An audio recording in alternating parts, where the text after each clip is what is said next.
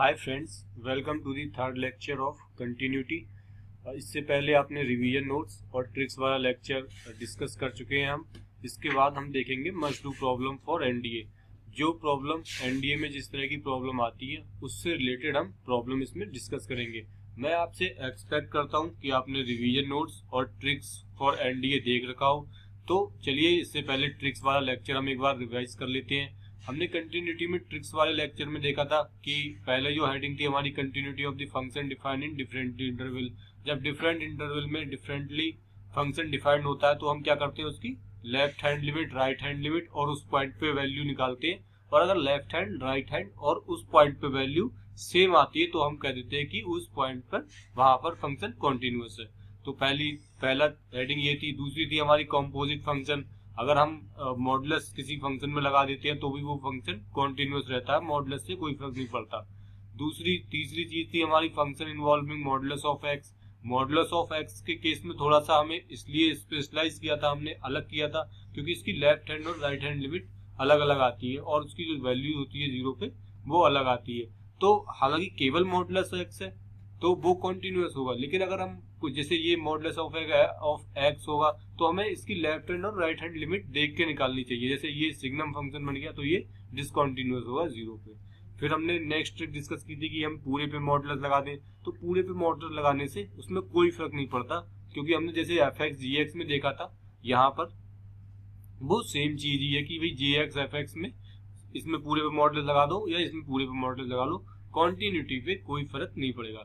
फिर हमने अगला देखा था कि ग्रेटेस्ट पार्ट फंक्शन हो या फ्रैक्शनल पार्ट फंक्शन हो, उनकी कंटिन्यूटी कैसे निकालते हैं। उनके लिए हम एक विशेष मेथड होता है कि 0 से 1 में वो रिटर्न करेगा या कहाँ पर क्या रिटर्न करेगा। फिर हमने कुछ इसकी देखी थी continuity of different rational function की। फिर इसकी हमने कंटिन्यूटी डिस्कस करी थी। ये बहुत बार पूछा जाता है एक्स साइन एक्स, पर इसकी जो फंक्शन की कंटिन्यूटी है वो जीरो पर कॉन्टिन्यूअस होता है। कई बार लोग गड़बड़ कर देते हैं कि लिमिट में जैसे देखते हैं वो साइन 1/x ऐसे ही 1/x लिख दिया, 1 कर लिया, लेकिन वैसा नहीं होता है। ये अलग एक मेथड आपने देखा था। फिर हमने देखा था पीरियोडिक फंक्शन की। अगर एक पीरियड में फंक्शन कंटिन्यूअस है और उसका पीरियड टी है तो टी के बाद वो फिर अपने आप को रिपीट करेगा। फिर हमने थ्योरम्स ऑफ कंटिन्यूटी देखी थी कि अगर एफ एक्स और जी एक्स कंटिन्यूअस है तो इसके plus minus negative, plus minus, multiplication, divide, ये सारे कंटिन्यूअस होंगे डिवाइड में जब तक भी जी एक्स जीरो नहीं हो। इस तरह से हमने ये एग्जाम्पल देखे थे और सारी थ्योरम देखी थी। तो ये वाला ट्रिक का लेक्चर था। हम इसको दिमाग में रखते हुए अब हम अपनी मस्ट डू प्रॉब्लम स्टार्ट करते हैं। तो मस्ट डू प्रॉब्लम का फिर हमारा वही सेम पैटर्न रहेगा। हमने जो सोल्यूशन है वो छुपाए हुए हैं। आप पहले खुद उन चीजों को ट्राई कीजिए, फिर ट्राई करने के बाद आप फिर लास्ट में सॉल्यूशन देखिए। जब आपको क्वेश्चन नहीं हो या आप कहीं कटक जाए तो तभी हम सजेस्ट करते हैं, तभी आप सॉल्यूशन देख लीजिए। या सॉल्यूशन आपने कर भी लिया तो आप देख लीजिए कोई और मेथड से किया हो। तो चलिए स्टार्ट करते हैं। हमारे इस लेक्चर के नोट्स आपको exam.com/125991 पे मिल जाएंगे। तो हम इस वाले लेक्चर में कुछ अच्छी प्रॉब्लम, एनडीए की प्रॉब्लम, कुछ यूपीएससी की प्रॉब्लम, ये सारी डिस्कस करेंगे। चलिए स्टार्ट करते हैं। पहली प्रॉब्लम तो चलिए पहला क्वेश्चन डिस्कस करते हैं। पहला क्वेश्चन आपको दिया हुआ है, let f x be as follow, function defined है और ये सारे ऑप्शन पूछे हुए हैं। Is discontinuous at x equals to -d but continuous at every point, continuous in the interval, ये। तो ये वाला बहुत अच्छा क्वेश्चन है। एनडीए अभी जो हुआ है 2017 में पेपर 1 में ये आया है। ये वाला जो क्वेश्चन है मैं चाहता हूँ पहले आप खुद ट्राई करें, फिर हम इसका सॉल्यूशन डिस्कस करेंगे। तो चलिए सॉल्यूशन डिस्कस कर लेते हैं। सबसे पहले तो अगर आपने ट्रिक्स वाला लेक्चर देखा है ध्यान से और रिवीजन नोट्स वाला लेक्चर देखा है ध्यान से, तो ये कोई रिटन एग्जाम तो है नहीं कि हम इसमें प्लस एच लिखें फिर माइनस एच लिखें और फिर उन सब की कॉन्टिन्यूटी निकालें। वो करने की कोई जरूरत नहीं है। आपको सिर्फ फंक्शन को वहां चेक करना है कॉन्टिन्यूअस है नहीं है जहां पर उसकी डेफिनेशन चेंज हो रही है। जैसे इस वाले फंक्शन में डेफिनेशन कहाँ चेंज हो रही है, -2 से पहले ये वाला था, -2 के बाद ये वाला है, फिर 0 पे चेंज हो रही है, 0 से पहले ये, 0 से बाद में ये। अब जहां डेफिनेशन चेंज नहीं हो रही है वहां तो ऑब्वियसली वो कॉन्टिन्यूअस हो गई, क्योंकि उसकी डेफिनेशन ही चेंज नहीं हो रही है, सेम फंक्शन रह रहा है। तो जहां डेफिनेशन चेंज हो रही है, सबसे पहला दिमाग आप ये रखिए अपने दिमाग में कि जहां भी डेफिनेशन चेंज हो रही है हम कंटिन्यूटी को हमेशा वही चेक करते हैं। हम इसमें -2 पे चेक करेंगे और 0 पे चेक करेंगे।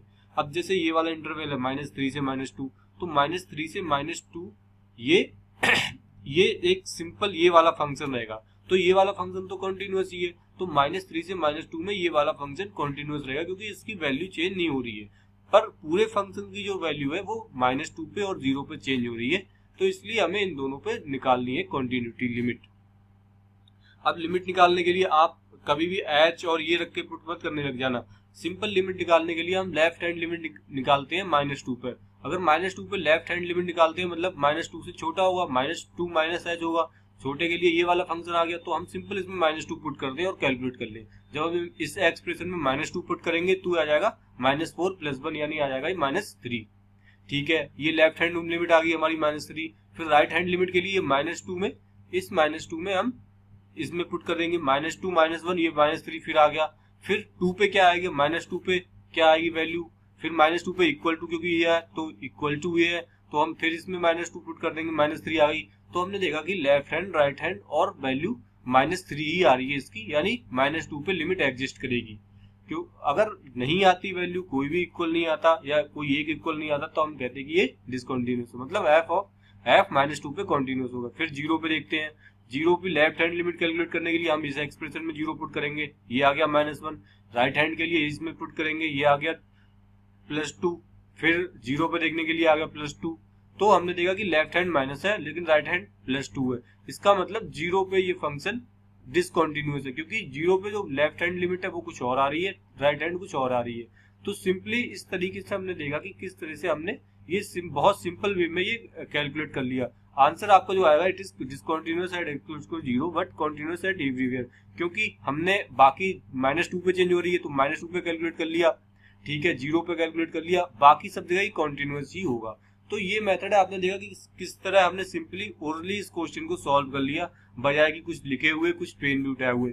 इस तरह के क्वेश्चन को अगर आप, एक और भी मेथड आता है ग्राफिकल मेथड, आप उससे कर लीजिए। मेथड वही है, सेम है, हम ग्राफ से बस कुछ अंडरस्टैंड कर सकते हैं। ग्राफ में एक मैट्रिक होती है कि जब भी आपको पेन उठाना पड़ जाए, जहां पर भी ग्राफ ड्रॉ करते हुए, वहां पर फंक्शन डिसकंटिन्यूअस होता है। तो अगर हम इसका ग्राफ ड्रॉ करें तो नीचे हमारा जो ग्राफ है वो शो हो रहा है आपको -0 से, अगर हम इसमें पहला इंटरवल ले -3 से -2, -3 से -2 में ये वाला ग्राफ आ गया, फिर -2 से -1 में ये वाला जो ग्राफ है, -2 से 0 में ये एक ग्राफ है, -2 से 0 में, फिर 0 से 1 में एक ग्राफ है, 0 से 1 में।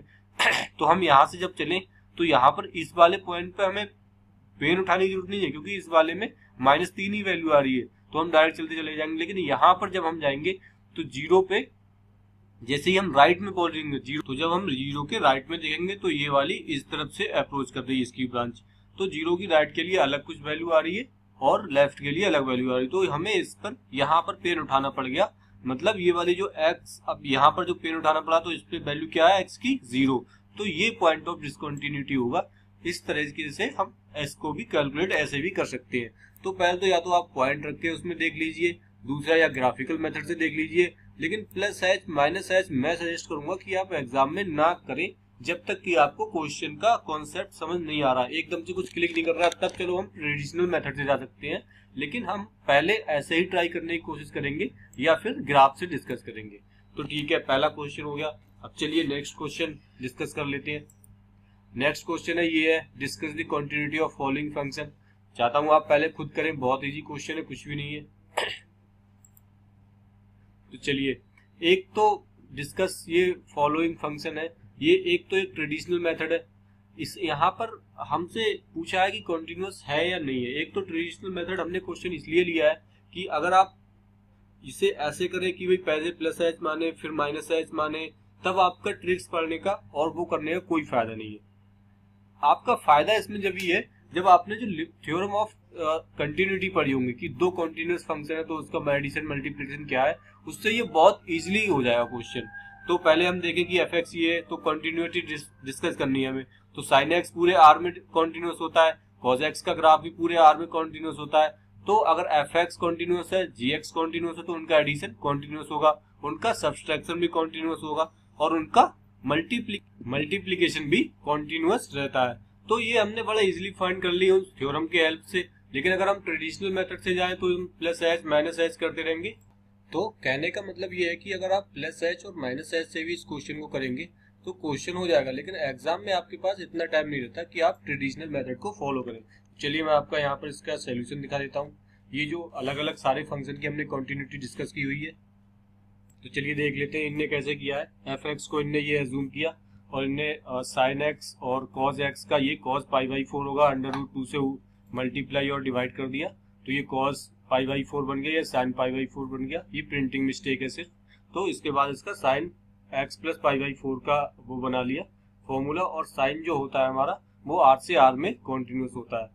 तो ये इनने एक ट्रेडिशनल मेथड से किया है, जैसे बुक में हम जब बोर्ड में लिखते हैं तो वहां पर सॉल्व करके हमें प्रूफ करके दिखाना होता है, लेकिन हमें इतनी सब चीजें करने की जरूरत नहीं है। इस क्वेश्चन को लेने का मतलब यही है कि आप ये सब चीजें मत करने लग जाना, आप सिर्फ सिंपल अपने थ्योरम अपने माइंड में रखिए, और अगर ये दोनों कॉन्टिन्यूस है तो ये सारी चीजें कॉन्टिन्यूस होती है।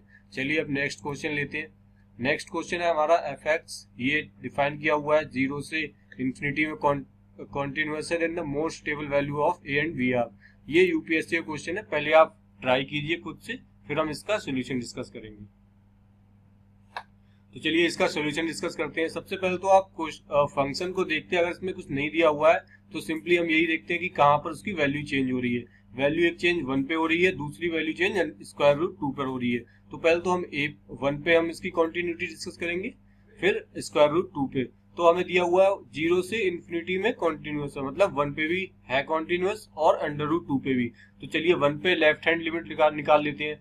1 पे लेफ्ट हैंड लिमिट निकालने के लिए हमने इस वाले एक्सप्रेशन में 1 पुट किया, ये आ गया 1/a इक्वल्स टू होगा राइट हैंड लिमिट की, राइट हैंड लिमिट हमारा आ गया a, तो 1/a इक्वल्स टू a, मतलब a स्क्वायर इक्वल्स टू 1, और a की वैल्यू आएगी आपकी ±1।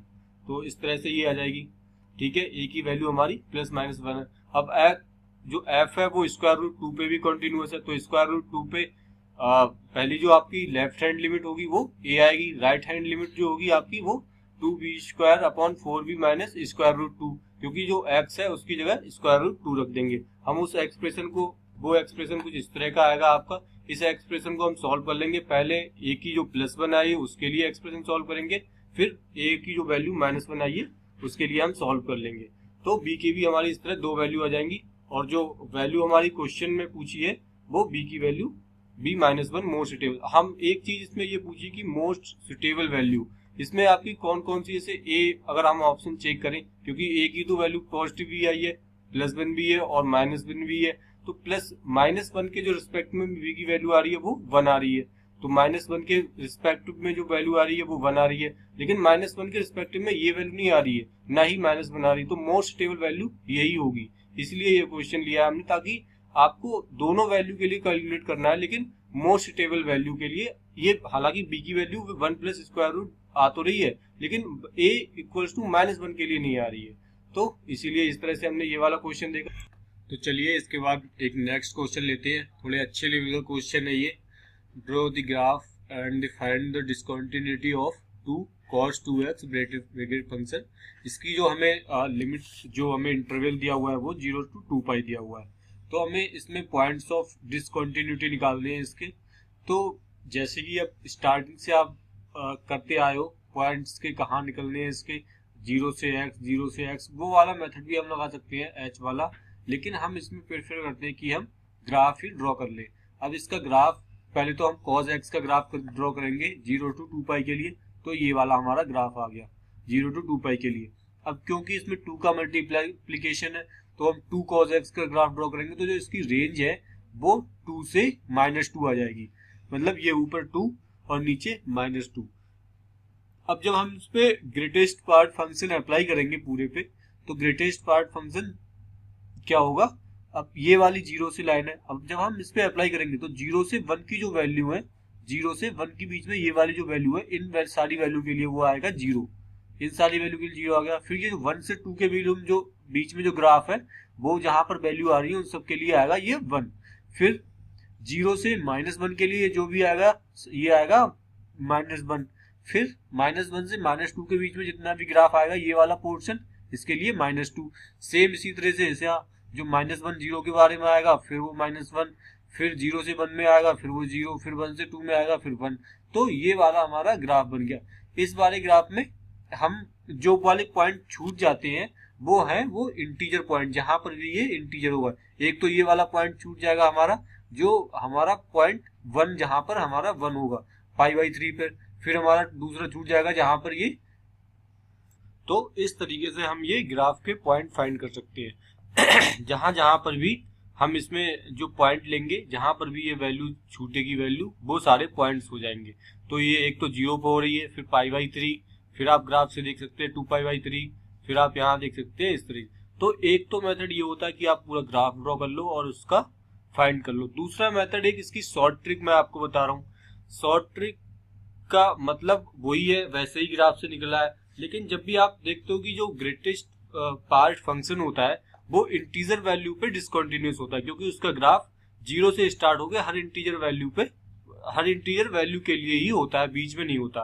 तो सिंपल अगर आप ये वाला पूरा एक्सप्रेशन लो तो भाई ये भी जहां इंटीजर वैल्यू होंगी इसकी वही 0 होगा। तो 0 to 2π के लिए इसकी रेंज क्या है हमारी, -2 से 2। तो ये कहाँ इंटीजर वैल्यू कहाँ देगा, एक तो इंटीजर वैल्यू ये 0 देगा, फिर 1 देगा, फिर 2 देगा। तो 0 के लिए जब 2 cos x इक्वल्स टू 0 रखेंगे, फिर ये दूसरी बार 2 cos x इक्वल्स टू 1 रखेंगे, फिर 2 cos x इक्वल्स टू 2 रखेंगे। तो हम एक एक इंटीजर वैल्यू लेते जाएंगे और इसको इक्वल 2 cos x के इक्वल उसको करते जाएंगे। तो सबसे पहले तो 2 cos x इक्वल्स टू 0 करेंगे, 0 इंटीजर वैल्यू है तो हमारी x की एक वैल्यू आ जाएगी। फिर 2 cos x इक्वल्स टू 1 करेंगे, फिर 2 cos इक्वल्स टू 2 करेंगे। देखो इसमें हम 2 इसलिए कर रहे हैं क्योंकि जो ग्राफ हमने ड्रॉ किया है उसकी रेंज है -2 से 2, तो इसीलिए हमें 2 करना पड़ रहा है। वरना अगर केवल cos x होता तो हम उसको केवल cos x प्लस -1 के लिए लिखते थे। तो ठीक है, अब cos x जिसको तो पहले हमने इसमें लगा 2 cos x इक्वल्स टू 2, 2 से 2 कट गया, cos x इक्वल्स टू 1 आ गया। cos x 1 होता है x इक्वल्स टू 0 के लिए, तो पहले में 0 आ गया। फिर हमने 2 cos x इक्वल्स टू +-1 रखा, 2 cos x इक्वल्स टू +-1, फिर π/2 π/3 में आया इस इंटरवल के लिए। तो इस तरह से हमने सारे सॉल्व करते गए, +1 रखा, -1 रखा और हमने उसको सॉल्व कर ली। +1 -1 रखेंगे तो ये ± आ जाएगा और इस इंटरवल के 0 to 2π के लिए हम इसकी वैल्यू निकालेंगे। तो इस तरह से हमने देखी कि x इक्वल्स टू 0, π/3, 2π/3 और 5π/3 इसकी वैल्यू आ गई। देखिए ये क्वेश्चन हमने ये बताने के लिए लिया है कि अगर आप एग्जाम में ग्राफ ड्रॉ करने बैठ जाओगे और पॉइंट ऑफ डिसकंटिन्यूटी निकालने बैठ जाओगे, that is not the proper method which you have to follow in the exam. आपको सिर्फ जब भी ग्रेटेस्ट पार्ट फंक्शन हो आप 0 पे और ±n पे जो भी उसकी इंटीजर वैल्यू है, जहां तक भी वो ग्राफ जा रहा है वहां पुट कर दीजिए और x की वैल्यू निकाल लीजिए। तो ये क्वेश्चन हुआ। चलिए अब नेक्स्ट क्वेश्चन करते हैं। नेक्स्ट क्वेश्चन है हमारा, consider the following statement f(x) equals to ये bracket x where bracket x is greatest integer function and cot x function is discontinuous at x equals to n where n belongs to z। ठीक है, f(x) equals to cot x discontinuous. तो ये एक आपकी general चीज पर, general knowledge पर question है। आपको इतना तो पता ही होना चाहिए कि जो मॉडुलस वो ब्रैकेट फंक्शन है वो इंटीजर वैल्यू पे डिसकंटिन्यूअस होता है, या ये वाला जो फंक्शन है वो n π पे। क्योंकि अगर हम cot x को 1/10x लिख लें तो 1/10x, 10 तो सारी n π वैल्यू के लिए 0 ही होगा। तो ये वाला जो फंक्शन है वो डिफाइन नहीं होगा, डिसकंटिन्यूअस नहीं होगा। तो इस तरह से हमारे ऑप्शन 1 और 2 दोनों करेक्ट हो जाएंगे। इसका एक्सप्लेनेशन आप निकाल सकते हो 0+h से। 0+h के लिए ये 0 हो जाएगा, 0 - h के लिए हम कोई भी वैल्यू n ले लें तो n-1 हो जाएगा। इस तरह से हमारी जो राइट हैंड और लेफ्ट हैंड लिमिट है वो इक्वल नहीं आएंगी, तो ये फंक्शन डिसकंटिन्यूअस हो जाएगा। ये एक तरीका है, लेकिन आप हमेशा अपने दिमाग में रखिए कि कभी भी ये इंटीजर के लिए कॉन्टिन्यूअस नहीं होता है। Fractional part of x, sorry greatest part of x, और ये वाला cot x आप जानते ही थ्योरी से। तो ये वाला दोनों ऑप्शन करेक्ट हो गए। चलिए इसके बाद नेक्स्ट क्वेश्चन देखते हैं। नेक्स्ट क्वेश्चन है हमारा f(x) इक्वल्स टू ये दिया हुआ है फॉर x लेस देन ये, f(x) equals to 4 - x for x greater than ये, then f(x) is discontinuous at x equal to 0, f(x) is continuous at x equals to 1। इनमें से कौन सा सही है? तो स्टार्ट सेम मेथड है, हम लेफ्ट हैंड लिमिट निकालें, राइट हैंड लिमिट निकालें। बहुत इजी क्वेश्चन है। पहले हम 0 पे ही चेक कर लेते हैं। अगर हम 0 पे चेक करें तो 0 किस इंटरवल में आएगा? x लेस देन 1 वाले में। लेस देन 1 वाले में हमेशा ये 2 रहेगा। आप 0 के पहले बाद में या 0 पे भी 2 रहेगा, तो कंटिन्यूअस है, सही बात है। f(x) is continuous at x equals to 1। 1 पे हम कंटिन्यूटी चेक करने के लिए 1 इसमें पुट किया, हमारा आया 3, फिर इसमें 1 पुट किया, हमारा आया 3, फिर हमने इसमें अब f(x) जो F1 ऑफ F1 की वैल्यू निकालने के लिए पुट कर गया, फिर 3 तो 1 पे भी हमारा ये आ गया, ठीक है, 1 पे भी 3 आ गया, कॉन्टिन्यूस हो गया। लिमिट f ऑफ 1 fx, ये लिमिट 1 पे 4 है, नहीं ये चीज गलत है। तो हम यहाँ से इसका डिटेल सॉल्यूशन देख लेते हैं कि fx क्या है। fx x प्लस 2 है जब x लेस देन 1 है, एंड 4x प्लस 1 है जब x less than greater than 0 है। तो x प्लस h की फॉर्म में जो हम करते हैं वैसे भी हम इसका सोल्यूशन निकाल सकते हैं जब हम 1 पे लेफ्ट हैंड और राइट हैंड लिमिट उसकी चेक करेंगे। तो जो हमारा बी ऑप्शन है वो गलत हो जाएगा। तो सी ऑप्शन हम निकालेंगे, limit x tends to 1 fx equals to 4। जब हम 1 पे कैलकुलेट करेंगे तो लिमिट हमारी 3 आ रही है, लेफ्ट हैंड लिमिट, तो वो 4 के इक्वल है ही नहीं। तो इस तरह से केवल जो हमारा आंसर आएगा वो बी इज करेक्ट, बाकी सारे आंसर गलत हो जाएंगे। तो इस तरह से ये वाला क्वेश्चन गया। अब चलिए नेक्स्ट क्वेश्चन करते हैं हम। इसके बाद नेक्स्ट क्वेश्चन है हमारा fx इक्वल्स टू 2x दिया हुआ है, gx equals to x square by 2 दिया हुआ है, x square by 2 plus 1, which one of following भी कॉन्टिन्यूअस फंक्शन। तो ये सेम उसी पैटर्न पे क्वेश्चन है कि आपको थ्योरम दी हुई है, थ्योरम पता है कि fx यहाँ कॉन्टिन्यूअस है, fx यहाँ कॉन्टिन्यूअस है, तो fx प्लस gx कहाँ कहाँ होगा। तो उस तरह से अगर हम fx देखें तो ये पूरे r में कॉन्टिन्यूअस होगा, gx भी सारे के लिए कॉन्टिन्यूअस होगा, तो विच ऑफ फॉलोइंग भी ये डिसकॉन्टिन्यूअस फंक्शन। तो ना तो ये डिसकॉन्टिन्यूअस हो सकता है, ना ये डिसकॉन्टिन्यूअस हो सकता है, ना fx इंटू gx डिसकॉन्टिन्यूअस होता है। gx इंटू fx डिसकॉन्टिन्यूअस होता है, आपने वहां पढ़ा था, जब नीचे वाली क्वांटिटी 0 हो जाए। तो 2x 0 हो सकता है x इक्वल्स टू 0 के लिए, तो ये वाला जो पूरा फंक्शन होगा वो x इक्वल्स टू 0 के लिए डिसकॉन्टिन्यूअस हो सकता है। तो ये वाला जो क्वेश्चन है वो सेम हमारी थ्योरम पर बेस्ड है जो हमने प्रीवियस थ्योरम पढ़ी थी। तो बहुत इजी क्वेश्चन है, सिर्फ आपको ये थ्योरम याद हो तो आप बड़े इजीली से टैकल कर लोगे। चलिए अब नेक्स्ट क्वेश्चन देखते हैं। इसके बाद नेक्स्ट क्वेश्चन है हमारा same x limit x tends to 0 x square upon x exist. Second statement है हमारा sorry x square upon x is not continuous at x equals to 0। Third statement है हमारा mod x upon x does not exist. तो पूछा इसमें which one of above statement are correct. पहला वाला हम लेते हैं कि ये एग्जिस्ट करेगी नहीं करेगी x इक्वल्स टू 0 पे। तो अगर हम पहला वाला लेंगे और हम अगर h से निकालते हैं लेफ्ट हैंड और राइट हैंड लिमिट, तो भी उस तरीके से भी आप निकाल कर सकते हैं, लेकिन अब सिंपली अगर देखें तो x से x कट जाएगा और केवल लिमिट x आएगी, फिर x की पॉजिटिव राइट हैंड और लेफ्ट हैंड लिमिट 0 हो जाएगी, तो मतलब ये वाली एग्जिस्ट कर जाएगी। फिर ये वाला इसमें है x square upon x is not continuous at x equals to 0। इसकी मैं आपको दिखा देता हूँ, ये वाला हमारा जाएगा it is true that x square upon x is not continuous at x equal to 0। देखिए यहाँ पर x से x हम नहीं काट सकते, क्योंकि जब भी हम 0 पर निकालेंगे तो ये जो पूरा फंक्शन है ये सारी जगह x होगा, लेकिन 0 के लिए ही केवल डिफाइन नहीं होगा, क्योंकि 0 के नीचे x है, वो वाला है। हम यहाँ पर f ऑफ 0 नहीं निकाल रहे हैं, लिमिट एग्जिस्ट करती है उस केस में हम f ऑफ 0 निकालते ही नहीं है। जब f ऑफ 0 अगर हम नहीं निकाल रहे हैं तो हम x से x काट सकते हैं, लेकिन अगर हम f ऑफ 0 निकालना होता तो हम इसमें भी नहीं काट सकते हैं उसको। तो ये चीज यहाँ पर ध्यान देने वाली है कि यहाँ पर कंटिन्यूअस नहीं होगा ये वाला फंक्शन, क्योंकि f ऑफ 0 हम जब निकालेंगे तो वो इंडिटरमिनेट आएगा, 0/0 आएगा। तीसरी हम देख लेते हैं, limit x mod x upon x does not exist. ये अगर आपको याद हो, आपने अगर रिवीजन वाला हमारा लेक्चर देखा तो हमने बताया था कि ये सिग्नम x का फंक्शन है। तो सिग्नम x फंक्शन जो है 0 पर लिमिट एग्जिस्ट नहीं करती है।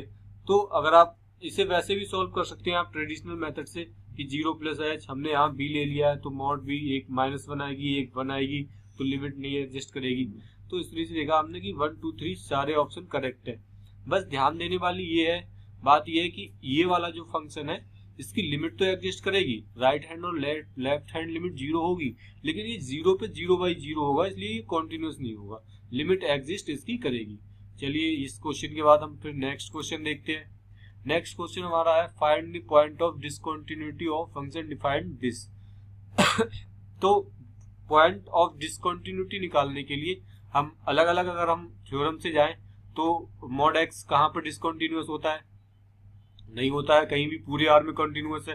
x+1 कहाँ, x+1 भी पूरे आर में कंटिन्यूअस है, तो इनका जो सब्सट्रैक्शन होगा वो भी पूरे आर से आर में ही कंटिन्यूअस। तो ये इस वाले क्वेश्चन में हम सबसे पहले तो fx की जो अलग अलग वैल्यू है वो हम फाइंड कर लेते हैं कि एफ एक्स 0 से ग्रेटर देन पे क्या होगा या लेस देन से क्या होगा। तो मॉडुलस एक्स की जो वैल्यू है, जो डेफिनेशन है, वो 0 पे हमारी चेंज होती है। तो x + 1 है, इसकी जो डेफिनेशन है वो x जब लेस देन होगा -1 से तब ये वाला चीज निगेटिव होगी। अगर -1 है तो फिर ये वाली चीज भी निगेटिव होगी।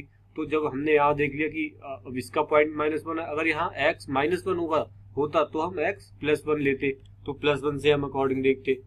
ठीक है, तो x -1 आ गया, तो अब ये वाला x भी माइनस आ गया, ये वाली चीज भी नेगेटिव आ गई, तो ये आ गया हमारा 1, मतलब x लेस देन 1 के लिए 1। अब हमने लिया x -1 से 0 में। क्यों 0 में, क्यों हमने ये दोनों पॉइंट लिए? क्योंकि x -0 ये वाला जो है, जो डेफिनेशन ये चेंज करेगा, mod x ये 0 पे करेगा। तो -1 से 0 में हमारा ये वाली चीज तो नेगेटिव हो जाएगी, लेकिन जब भी -1 से कम वैल्यू होगी तो ये वाली जो चीज है वो हमारी पॉजिटिव हो जाएगी। तो ये डेफिनेशन आ जाएगी हमारी -2x - 1। फिर x लेस देन 0, जब x लेस देन 0 तो ये वाला चीज हमारी नेगेटिव हो जाएगी।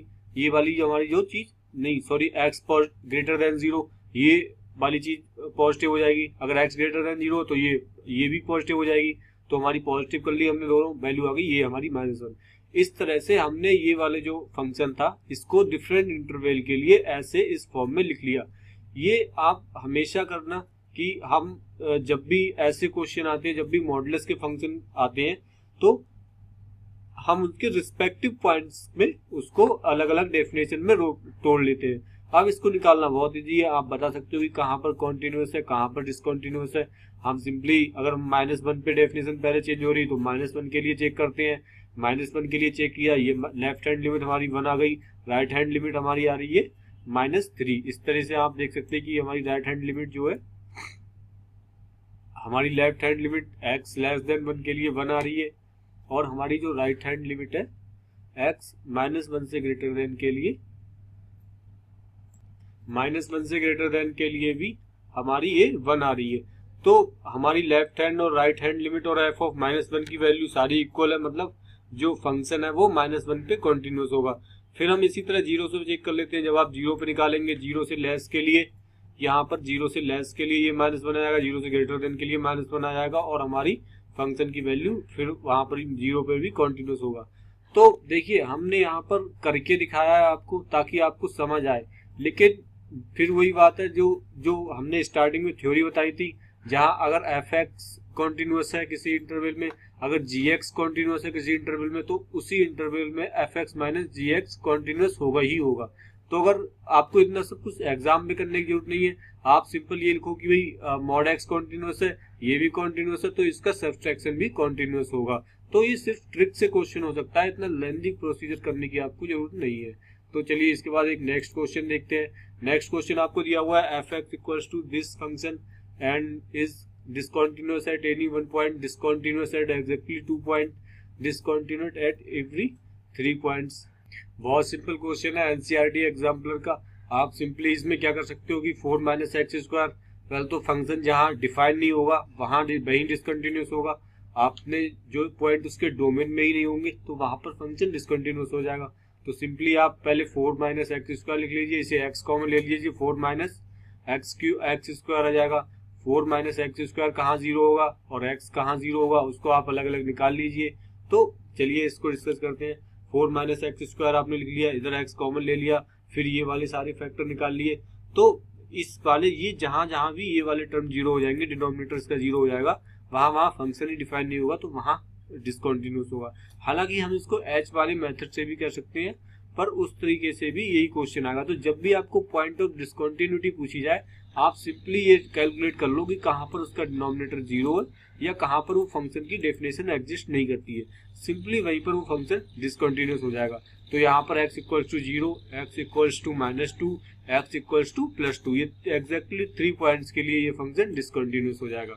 अब चलिए नेक्स्ट क्वेश्चन डिस्कस करते हैं। नेक्स्ट क्वेश्चन है हमारा, find the value of k so that the function is continuous at dedicated point. तो आपको वैल्यू फाइंड करनी है, बहुत इजी क्वेश्चन। आप simply left hand limit calculate करो, इसकी राइट हैंड लिमिट कैलकुलेट करिए और उन दोनों को इक्वल कर दो, आपकी जो वैल्यू है k की वो फाइंड हो जाएगी। तो चलिए लेफ्ट हैंड लिमिट कैलकुलेट करिए, x tends to π/2 k cos x। जब π/2 से लेफ्ट लेस या ग्रेटर है तो हमारा सेम ही आएगा। जब हम लेफ्ट हैंड लिमिट करेंगे तो 0 minus pi by 2 minus h हमने पुट कर दिया। इस एक्सप्रेशन को हमने सॉल्व किया, cos pi by 2 minus h sine h होगा, पाई बाई 2 की वजह से वो चेंज हो जाएगा। ये वाला expression minus pi plus pi plus 2h आ गया, फिर ये आ गया, फिर साइन एच अपॉन एच हमारा वैल्यू आ गई के बाई 2। फिर हम इसी तरह से राइट हैंड लिमिट कैलकुलेट कर लेंगे, और जब आप राइट हैंड लिमिट कैलकुलेट करेंगे तो वो आपकी 3 आ जाएगी। तो नहीं, राइट हैंड जो हमारी लिमिट आएगी वो आपकी इस तरह से कैलकुलेट करने पे के बाई 2 आएगी। तो के बाई 2 इक्वल्स टू, अब हम फिर उसकी कंटिन्यूअस होने के लिए उस पॉइंट पे भी वैल्यू आनी चाहिए। पॉइंट पे वैल्यू देख लेते हैं, पॉइंट पे वैल्यू 3 है, तो हम लिखेंगे कि लेफ्ट हैंड लिमिट के बाई 2 इक्वल्स टू 3, तो के इक्वल्स टू 6 आया। बहुत सिंपल क्वेश्चन था, सिंपली कुछ नहीं करना था, आपको लेफ्ट हैंड और राइट हैंड लिमिट पुट करनी थी। देखिए, अगर आपको कंटिन्यूअस दिया हुआ है तो आपको लेफ्ट हैंड और राइट हैंड अलग अलग निकालने की जरूरत नहीं है। या तो कई बार ऐसा हुआ कि जो भी इजीली निकलती हो वो आप फाइंड कर लो, या कोई एक फाइंड कर लो और उस पॉइंट की वैल्यू निकालो और उसके इक्वल कर दो। हालांकि इसमें दोनों की हुई है, पर आपको कोई रिक्वायरमेंट नहीं है एग्जाम में ऐसा करने की। चलिए अब नेक्स्ट क्वेश्चन देखते हैं। नेक्स्ट क्वेश्चन है हमारा, इज द फंक्शन डिफाइंड ये इज कंटिन्यूअस। सिंपल पूछा है कि ये कंटिन्यूअस है नहीं है। डेफिनेशन कहाँ चेंज कर रहा है, 1 पे हम देख लेते हैं। 1 से लेफ्ट हैंड लिमिट निकाल लेते हैं, 1 प्लस 5 ये आ गई हमारी 6। राइट हैंड लिमिट निकाल लेते हैं, 1 माइनस 5 ये आ गया -4। 1 पे वैल्यू क्या देगा 6, यानी लेफ्ट हैंड और राइट हैंड लिमिट इसकी इक्वल नहीं है, तो ये सिंपली कंटिन्यूअस नहीं होगा। ये आप मेथड हम दिखा रहे हैं, इसमें आप इस तरह से भी कर सकते हैं, इसे सी रख के एच की जगह इसमें सी नोटेशन लिया हुआ है, उससे कोई फर्क नहीं पड़ रहा। लेकिन ये एक लेंथी मेथड है, जो बुक का मेथड है उससे मत जाना। आप सिंपली इसमें वैल्यू पुट करके देखो कि 1 से लेस के लिए वैल्यू पुट कर ली, लेफ्ट हैंड लिमिट 6 आ गई। 1 से ग्रेटर के लिए वैल्यू पुट कर ली, राइट हैंड लिमिट -4 आ गई, 6 -4 आ गई, वही इक्वल नहीं, तो फंक्शन कंटिन्यूअस नहीं होगा। चलिए अब नेक्स्ट प्रॉब्लम डिस्कस करते हैं, ये वाली। तो चलिए इसके बाद एक लास्ट प्रॉब्लम हम देखते हैं इसकी कंटिन्यूटी की। ये आपको दिया हुआ है, फंक्शन डिफाइन किया हुआ है 0 to π/4 में ये, π/4 से π/2 में ये, एंड π/2 से π में ये, और आपको बोला हुआ है कि फंक्शन 0 to π में कंटिन्यूअस है।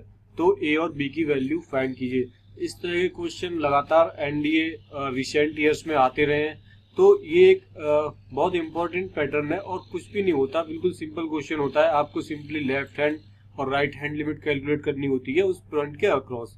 तो सिंपली इसकी डेफिनेशन π/4 पे चेंज हो रही है, फिर π/2 पे चेंज हो रही है।